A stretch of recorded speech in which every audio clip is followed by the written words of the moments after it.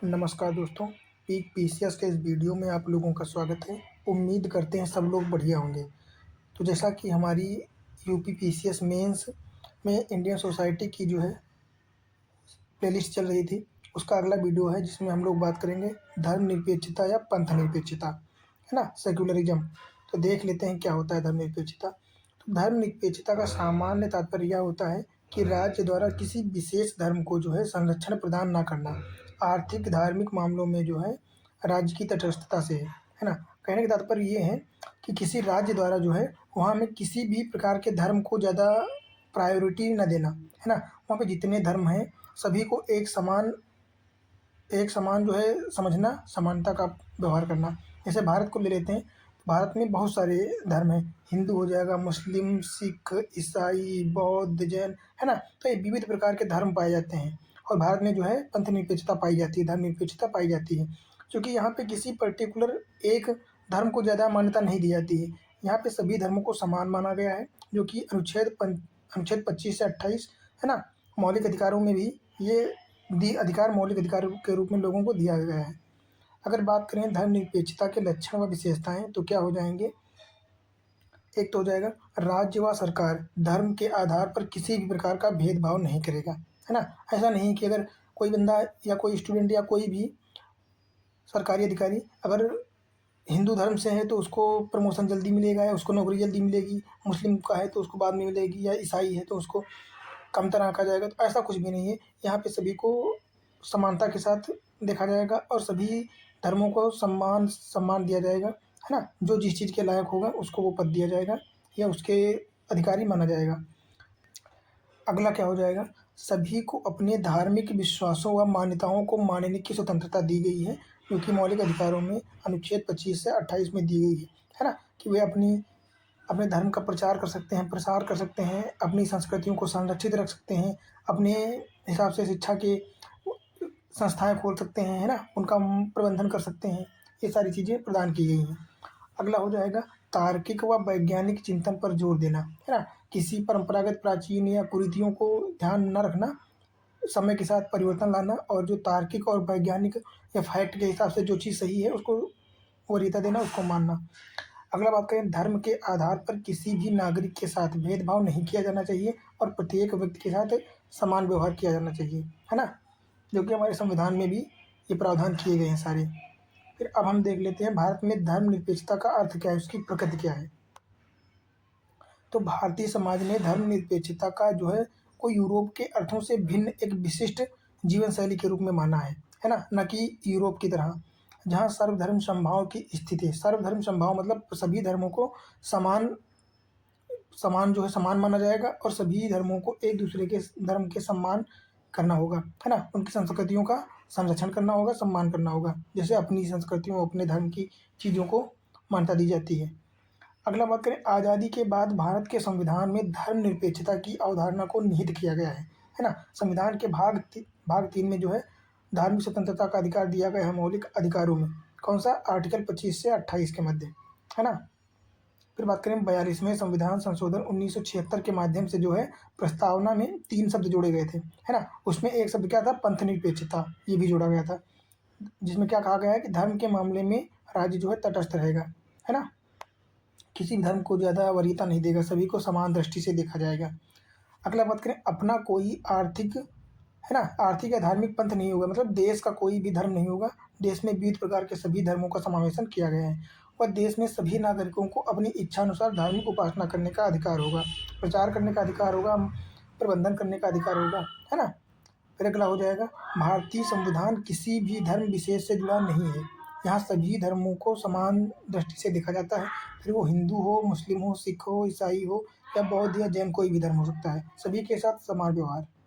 इसी मामले में जो है भारत अन्य देशों के धर्मनिरपेक्षता, पंथ निरपेक्षता के टर्मिनोलॉजी से एकदम अलग है ना। क्योंकि भारत में जो है सकारात्मक पक्ष को अपनाया गया है, ना कि नकारात्मक को। फिर बात करते हैं धर्मनिरपेक्षता या पंथ निरपेक्षता का सकारात्मक पक्ष क्या है ना, पॉजिटिव वे देख लेते हैं।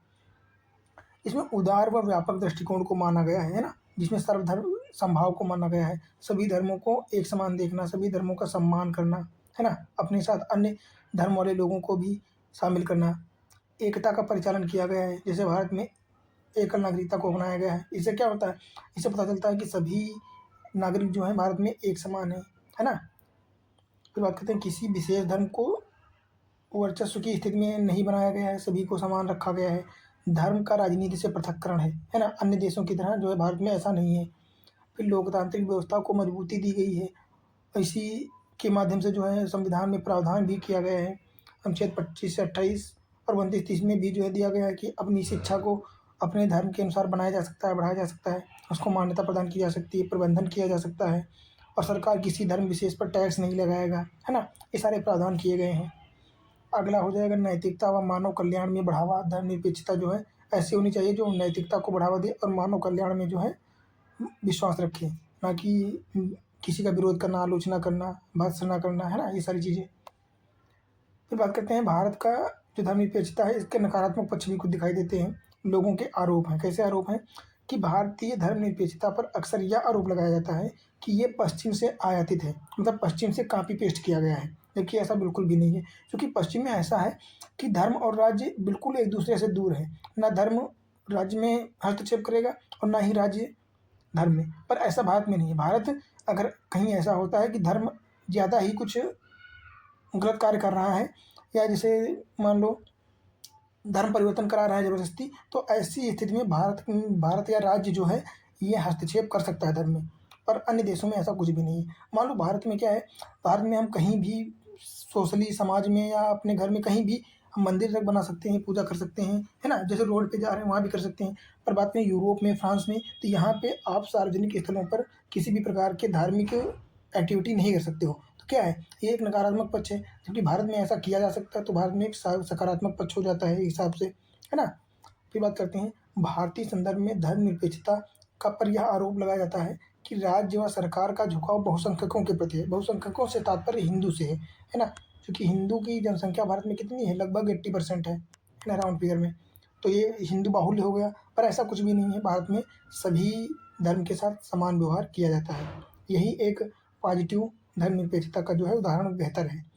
फिर बात करें यह वोट बैंक की राजनीति को भी बढ़ावा देता है। ये क्या है, ये आलोचनाएं की गई भारतीय पंथ निरपेक्षता की, है ना। पर एक्चुअल में क्या है ये आप लोगों को भी पता है और हमें भी पता है। अब बात करते हैं हम, है ना। अब हम बात करेंगे भारतीय धर्मनिरपेक्षता वर्सेस बनाम पश्चिमी धर्मनिरपेक्षता। इन दोनों में क्या अंतर है हम लोग देखेंगे, क्योंकि यहाँ से क्वेश्चन एक दो बार पूछा गया है, यूपीएससी में भी और यूपीपीएससी में भी पूछा गया है कि भारतीय धर्मनिरपेक्षता जो है किन किन मूल्यों या किन किन बातों से जो है पश्चिमी धर्मनिरपेक्षता से अलग है। तो हम लोग देख लेते हैं। भारतीय धर्मनिरपेक्षता में क्या पहला पॉइंट हो जाएगा कि राज्य द्वारा सभी धर्मों को समान संरक्षण, अर्थात धर्म व राज्य का पूर्ण अलगाव नहीं है ना। भारत में जो है जितने धर्म हैं उनके साथ समान व्यवहार किया जाएगा, समान दृष्टि से देखा जाएगा, है ना। जो प्रावधान हिंदू के लिए होगा वही मुस्लिम, वही सिख, उन धर्मों के अनुसार। ऐसा नहीं है कि राज्य किसी मतलब धर्म से बिल्कुल अलग है या धार्मिक स्थितियों में भाग नहीं लेगा, ऐसा कुछ भी नहीं है। भारत में जो है राज्य या सरकार धार्मिक संगठनों में भाग भी ले सकता है। जैसे कहीं मंदिर निर्माण हुआ वहाँ पे भी फीता काट सकते हैं, या कहीं भी आरती पूजा टाइप में होता है तो वहाँ भी शामिल हो सकते हैं। पर अगर बात करें पश्चिम में, तो पश्चिम में पूर्ण अलगाव किया गया है। वहाँ पे किसी सार्वजनिक स्थल पर जो है किसी भी प्रकार की ऐसी एक्टिविटी नहीं की जा सकती, मंदिर नहीं बनाया जा सकता, पूजा पाठ नहीं किया जा सकता है, और सार्वजनिक स्थल पर हाथ जोड़ के आप खड़े भी तक नहीं हो सकते हो अन्य राज्यों में, पश्चिमी राज्यों में, है ना। अपने अंदर अपने मन के अंदर बनाए रख सकते हो, चार दीवारों के अंदर अपने घर में जो भी करना है कर सकते हो, पर सार्वजनिक स्थलों पर ऐसी कोई एक्टिविटी नहीं की जा सकती है। तो इस मामले में अलग हो जाएगा पश्चिमी धर्मनिरपेक्षता। अगला बात करें अंतर धार्मिक समानता, है ना। जैसे धार्मिक स्वतंत्रता प्रदान करी गई है, अल्पसंख्यक समुदायों का संरक्षण किया गया है। पर अगर बात करें पश्चिम में, तो वहाँ व्यक्तिगत स्वतंत्रता व समानता को महत्व दिया गया है, ना कि अन्य समुदायों जो है समुदाय आधारित स्वतंत्रता व अधिकारों की संभावना वहाँ पे कम है ना। वहाँ पे व्यक्तिगत या सेल्फनेस पर ज़्यादा ध्यान दिया गया है। अगला क्या हो जाएगा, धार्मिक क्षेत्र में राज्य द्वारा प्रायोजित सुधारों द्वारा प्रोत्साहन, है ना, किया जा सकता है। तो ये धार्मिक स्थलों पर किया जा सकता है। पर अगर बात करें पश्चिम में, तो पश्चिम में राज्य सभी मामलों में धर्म से एक निश्चित दूरी बनाकर रख सकता है। किसी भी प्रकार के अगर धार्मिक अनुष्ठान हो रहे हैं यूरोपीय क्षेत्रों में, जैसे फ्रांस हो गया, इटली हो गया, इन क्षेत्रों में, है ना, तो वहाँ पे सरकार का कोई कंट्रीब्यूशन नहीं होगा, सरकार वहाँ पे कोई समावेशन नहीं किया गया है, कोई सरकारी अधिकारी वहाँ पे नहीं जा सकता है और सार्वजनिक स्थलों पर ऐसी कोई भी एक्टिविटी नहीं की जा सकती है ना? वहाँ पे धर्म से बिल्कुल राज्य दूरी बनाकर रखता है। फिर बात करते हैं भारत में यह अगर बात करें भारतीय क्षेत्र में, तो भारत में यह समग्र रूप से सभी धर्मों को सम्मान करने की संवैधानिक मान्यता पर आधारित है ना? भारतीय संविधान में भी इस इन प्रावधानों को जो है समावेशित किया गया है कि सभी धर्म जो है समान है, सभी जातियाँ समान हैं, है ना? धर्म अपने हिसाब से अपना प्रचार कर सकते हैं, प्रसार कर सकते हैं, अपनी शिक्षा या धार्मिक संगठन बना सकते हैं, सारी प्रक्रिया कर सकते हैं। तो इस प्रकार कहा जा सकता है कि राज्य या सरकार जो है किसी धर्म विशेष पर किसी प्रकार का भी कोई टैक्स नहीं लगा सकता है। पर बात करें विदेशों में या पश्चिम क्षेत्रों में, तो पूर्णतः नकारात्मक व अलगाववादी भावना को प्रेरित करता है वहाँ पे जो है धर्मनिरपेक्षता वो नकारात्मक धर्मनिरपेक्षता है ना?